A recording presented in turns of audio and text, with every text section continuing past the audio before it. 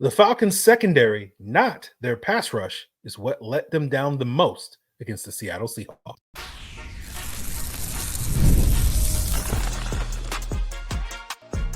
You are Locked On Falcons, your daily Atlanta Falcons podcast. Part of the Locked On Podcast Network, your team every day. Welcome back, everyone, to another illustrious episode of the Locked On Falcons podcast, your daily Atlanta Falcons podcast, part of Locked On Sports Atlanta, your team every day. And today's episode is brought to you by GameTime. Download the GameTime app, create an account, and use code LOCKEDONNFL for $20 off your first purchase. So, if you don't know me, I'm your very humble host, Aaron Freeman, a.k.a. the Jolly Green Giant, a.k.a. the iron that sharpens the iron, a.k.a. Mr. AKA, and I've been covering the Atlanta Falcons for over 20 years, or almost 20 years, formerly at FalcFans.com, RIP. Still going strong on this illustrious podcast, and I thank each and every one of you that goes strong with me as everydayers. That means you make this illustrious podcast your first listen each and every day, and all you have to do to become an everydayer is subscribe or follow for free on YouTube or wherever you listen to podcasts. So today's episode, we're going to talk quite a bit about the defense. We'll talk a little bit about the offense. We'll get the latest injury updates. But let's start things off talking about the defense. And I've already rewatched the film, charted the defense. We'll get more into that on tomorrow's regular all 22 review. The extended one will be there for the Locked On Falcons insiders. If you want to become an insider, join the link in the description below. But, going back and looking at the film, like I came away to the conclusion that I felt like the secondary kind of let the Falcons down more than the pass rush did, right? I charted the Falcons getting pressure on 59% of Seattle's dropbacks, a very high number, well above that 35% benchmark that we like to say. That was 20 out of those 34 plays.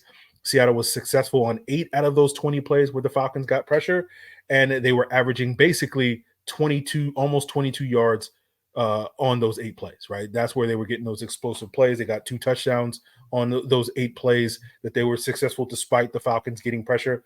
Kudos goes to Geno Smith. He made some plays. He extended some plays with his legs. The Seahawks receivers were making plays down the field. And I just felt like the guys on the back end, particularly in the Falcons secondary, which have played so well this season, did not play particularly great on Sunday. And they weren't terrible by any means, but just, guy out of position here, guy, eyes in the wrong place, takes a bad step here or there, and that led to some of those explosive plays that we saw. You saw the secondary improve in the second half. They had like 4 PBUs, right? And so that's one of the reasons why, Seattle was quasi-successful on those pressure plays in the first half. I think a 47% success rate on those plays where the Falcons got pressure up front in the first half.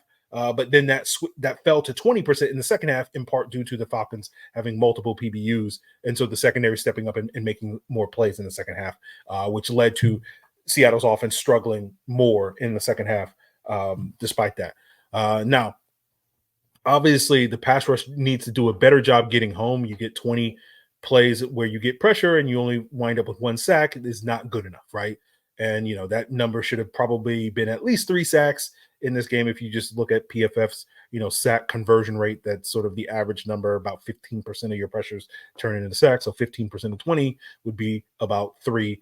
Now, you had the 1 sack from James Smith-Williams. You had the intentional grounding forced by Damon Harris. That's not technically a sack, but potentially would be one. You had the Rook Aurora non-sack on the botched fumble or whatever that doesn't go in the stat sheet as a sack. It just basically goes into the stat sheet as an aborted snap.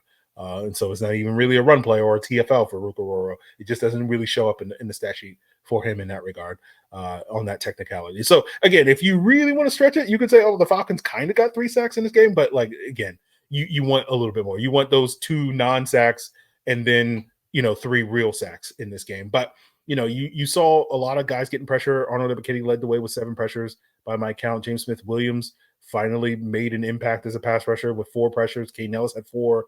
Zach Harrison had 3. Grady Jarrett had 3. So it's nice to see AK stepping up. It's 2 straight games that I've counted him having 6 or more pressures. And we're starting to see him, start to live up to some of the hype that he was getting headed into the season based off his production. Again, none of those pressures are resulting in sacks and whatnot. We need to see him finish some of these plays that he's getting pressure on the quarterback. But, process, right? The process is going in the right direction. We're just not quite there getting the results we want.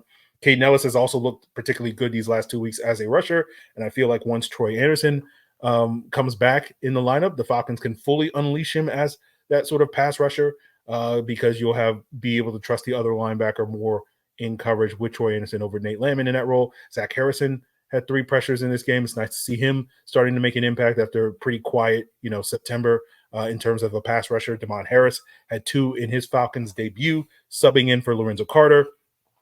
And obviously he had that roughing penalty, and that was an instance that I don't necessarily blame him rewatching the film. That was Arnold Ebiketie running into him, and that caused Harris to fall on Gino's legs and whatnot, and getting that roughing the passer penalty and the discipline and whatnot on those plays were really what ruined the Falcons, in addition to some of the mistakes in the secondary and whatnot. Now, Matthew Judon, I counted only 2 pressures. Very disappointing day, pretty unimpressive. 2 pressures as far as Judon goes. And really outside of the second half of the Bucs game, we just really haven't seen Matthew Judon, take over a game and live up to the hype that, he was billed to be. But I still feel like as far as the pass rush is concerned, the arrow is pointing up. As I mentioned, James Smith-Williams, virtual non-factor the last couple of weeks, 4 pressures in this game. Damon Harris, 2. Those guys are really out there to stop the run. And again, not expecting those guys to put up that type of production every single week. But if you can get 1 or 2 pressures from those guys consistently, in addition to what they bring as run defenders, AK continues to build off of this. And Judon starts being the guy that we thought he would be. I feel like this Falcons pass rush can be fine. It's not going to be great, but it can be fine. And I have to say that because I have to look for silver linings at this point, because I don't expect the Falcons to make that big trade at the trade deadline to get that big time needle moving pass rusher. I don't think really any of the guys that could theoretically move the needle for this Falcons pass rush in a major way are going to get dealt at the trade deadline. Maybe I'm wrong, but I don't think that's going to be the case. And so to me, when I think about this pass rush and the ways that the Falcons can solve this, like that to me is more of an offseason situation, and the Falcons are just going to have to make do with what they have right now. And I think probably if you are going to be able to make a trade at the trade deadline, you're probably not going to get a player that's significantly better than Arnold Ebiketie at this point in time, right? And you could make the case that 2 AKs are better than 1, but, giving up a 5th round pick for some young guy, in the final year of his rookie contract, I don't think it's going to solve your pass rush, but, it certainly has the potential to help. So we'll see if the Falcons make a move there, but I would not necessarily expect that. But we'll move our conversation, continuing talking about the defense, because I had a Locked On Falcons insider ask me, basically, with the struggles of the Falcons defense, is it time for Jimmy Lake to be stripped of play calling duties on defense, and should Raheem Morris be considering taking over on that side of the ball? We'll talk about that as we continue today's Locked On Falcons. NFL fans, make sure you start the season with a big return at FanDuel, America's #1 sportsbook.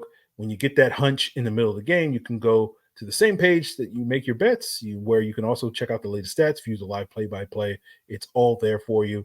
And when you get started with $200 in bonus bets guaranteed when you place your first $5 bet at FanDuel, it's a great offer. Take advantage of that offer, especially now, with the Falcons traveling to Tampa to take on the Buccaneers, where the Bucs are currently 2.5-point favorites in that game, as well as take advantage for college football, right? Georgia, after their big win this past weekend, is now back in the driver's seat as the favorites to win the national title over at FanDuel. I told you guys like a month ago, you got to take advantage of these opportunities that you have when you had better odds or lower odds of Georgia winning, which means you would win more money based off of your bet. So take advantage of these opportunities at America's #1 sportsbook. That's FanDuel, by going to FanDuel.com. And now, guys, with the trade deadline approaching, so many teams are looking for those quality professionals that are going to help improve their roster. And you, as a small business owner, will be looking for the same for your small business this fall. And it's so much easier for you because you have LinkedIn Jobs, who have the tools that are going to help you find the right professionals for your team faster and for free. LinkedIn isn't just any old job board. They're going to help you hire professionals that you can't find anywhere else, even those who aren't actively searching for a new job, but just might be open for the perfect role. In any given month, over 70% of LinkedIn users don't visit other leading job sites. So if you're not looking on LinkedIn, you're looking in the wrong place. On LinkedIn, 86% of small businesses. Get a qualified candidate within 24 hours. Hire professionals like a professional on LinkedIn. Join 2.5 million small businesses that use LinkedIn for hiring by posting your job for free at linkedin.com/LockedOnNFL. That's linkedin.com/LockedOnNFL to post your job for free. Terms and conditions apply. So we had this question from Cam C, one of the Locked On Falcons insiders. He says, at what point does Coach Raheem take over the defense? I know they aren't going to trade for a guy, but if something has to change for this defense, do you think that has to be it?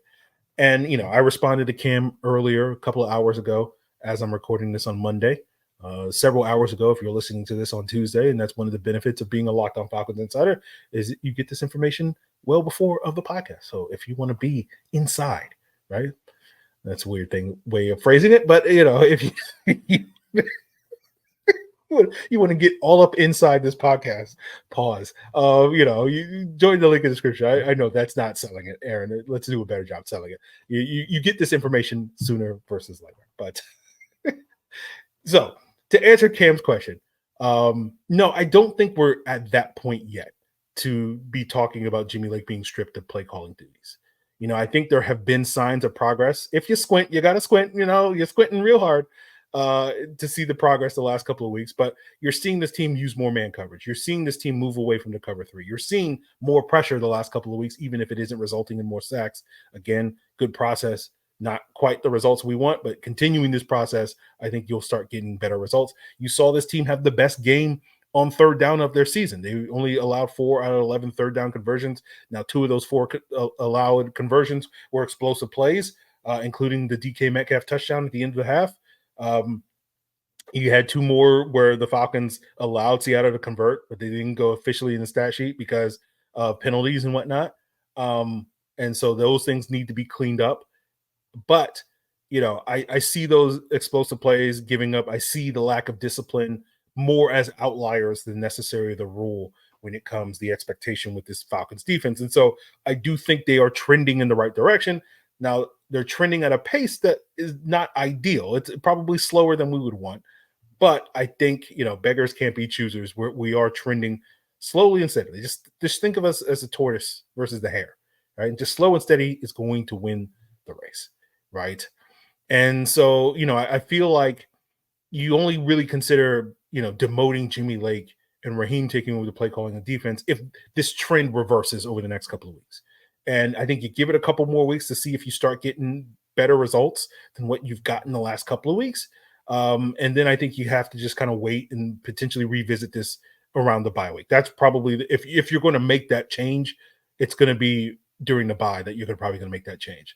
So, we got 4 more games between now and the bye. So, we got to see how these next 4 weeks go. But again, I feel like it, going out on a limb, I feel like they're steadily trending in the right direction. It's like they can get to that maybe like the 20 to 22nd best defense or whatever, which is a good enough defense. Again, no one's expecting them to be this top 10 unit that, some people had those expectations after the Judon and Simmons pickups this summer. And I'm like, what are you smoking? Past that stuff, it should be illegal, but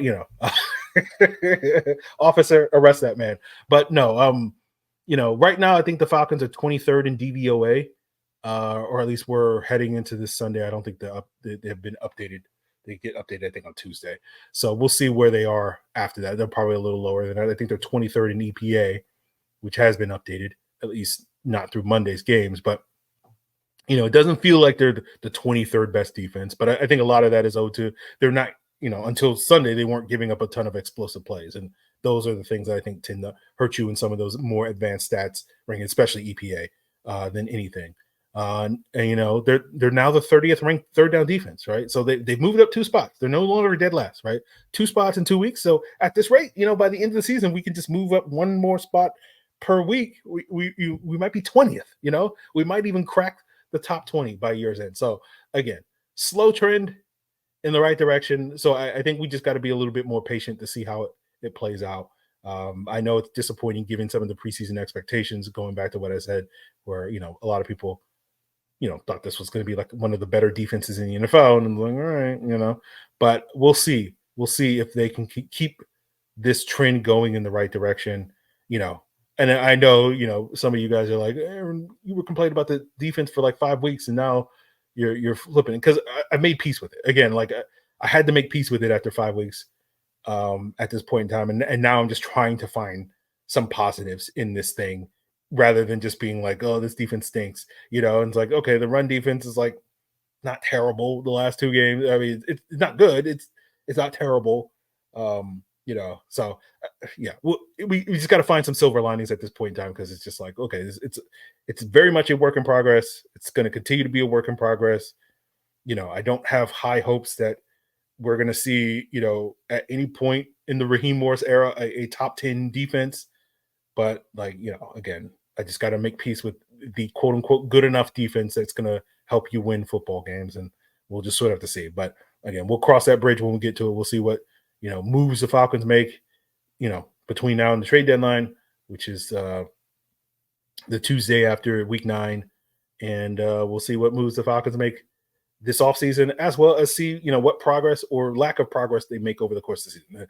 Nothing is etched in stone at this point in time. So we'll see what's what with this Falcons defense moving forward. So I'm trying my best again to see some positives. And it's like, okay, like, they're changing up the scheme a little bit. And so it's like, that was my biggest beef with it, which is like the scheme is just like, and it's like, okay, you're being a little bit more aggressive with the man coverage. It isn't always working like last week, but like we're again, it's trending slowly and steady. It's going to win the race.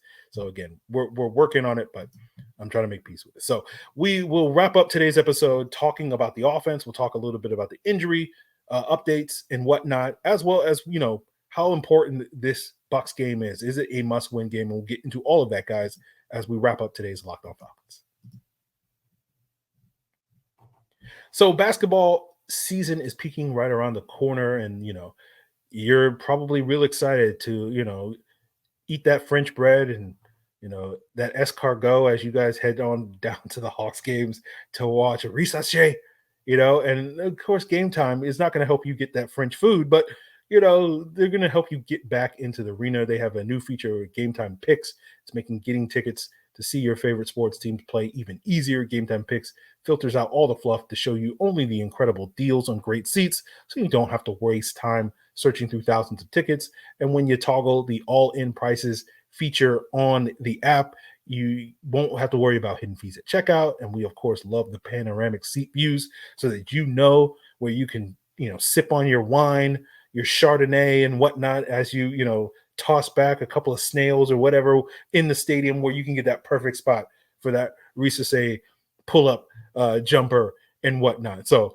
that's the panoramic seat views. That's all available to you at Game Time. So whether it's basketball, football, baseball, comedy, other sports, music, theater, whatever event is near you, Game Time's taking the guesswork out of buying tickets. Just download the Game Time app, create an account, and use code LOCKEDONNFL for $20 off your first purchase. Terms apply. Again, create an account and redeem code LOCKEDONNFL. That's LOCKEDON NFL for $20 off.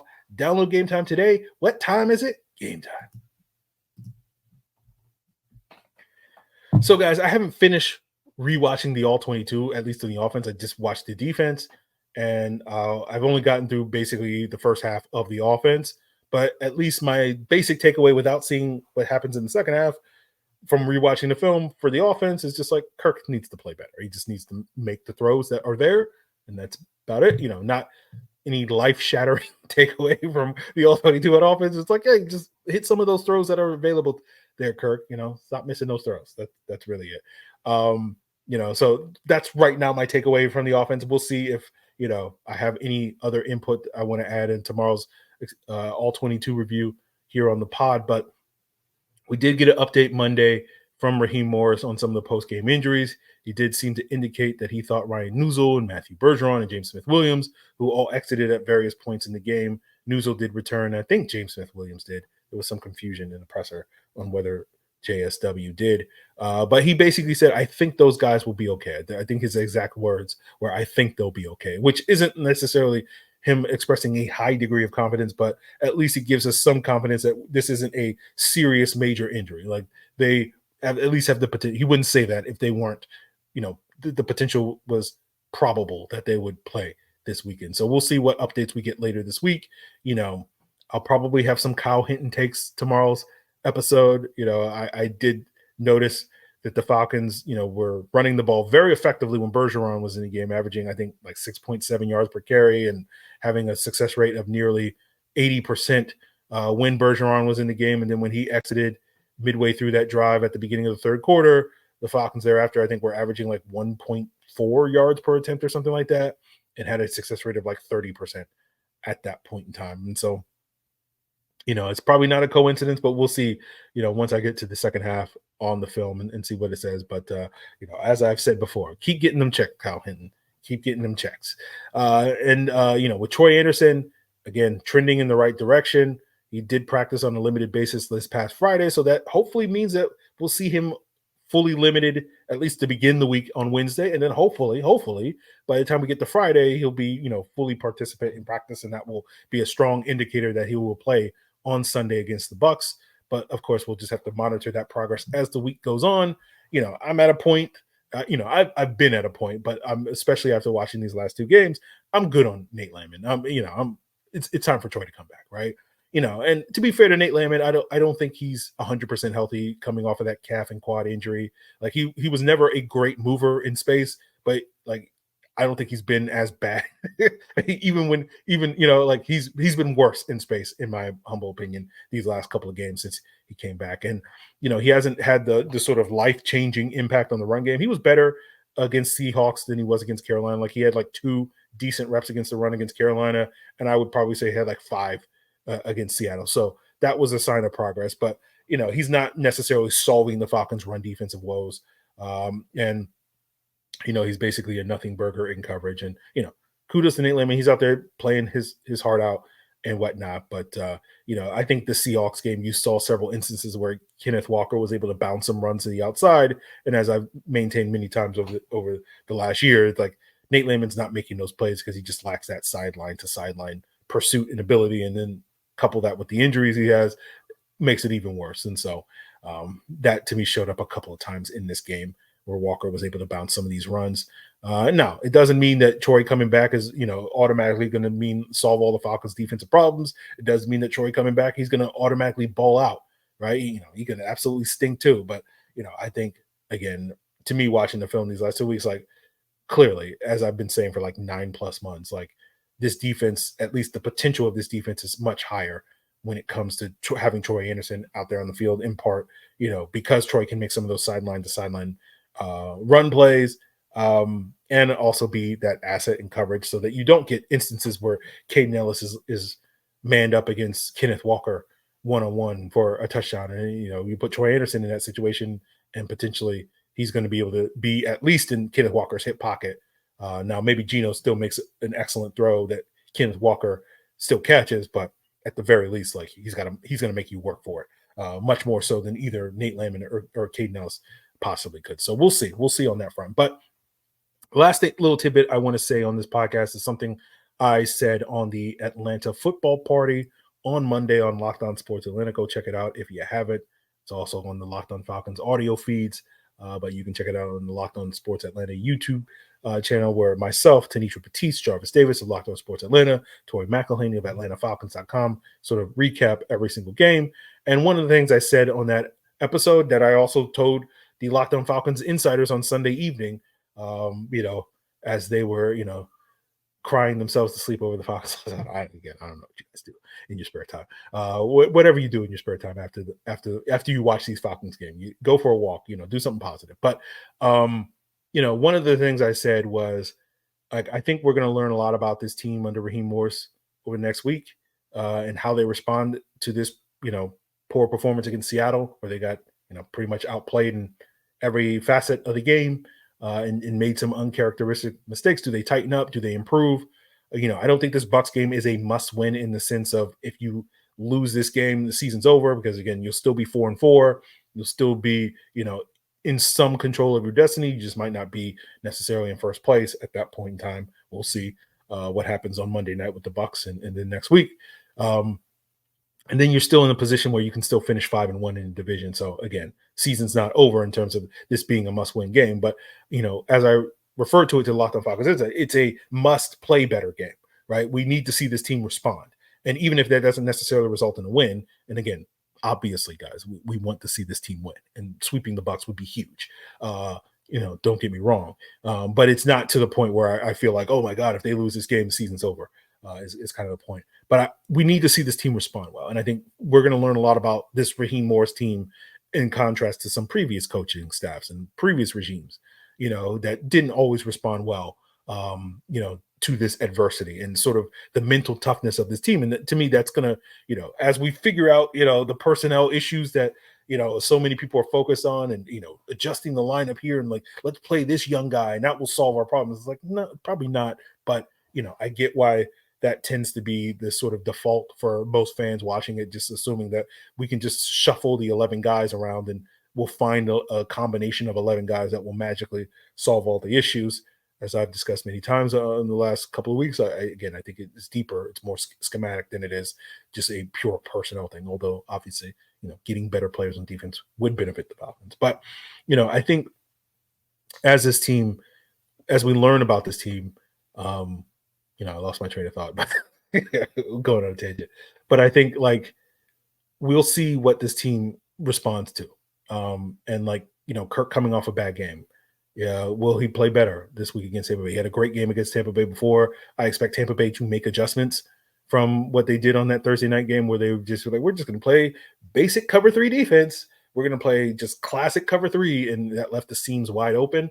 I don't expect the Bucs to do that again. Hopefully, good. I mean, hey, more power to you, Tampa Bay, if you want to play classic cover 3 after the Falcons absolutely annihilate you doing it. If you think you can stop it, go ahead, try it.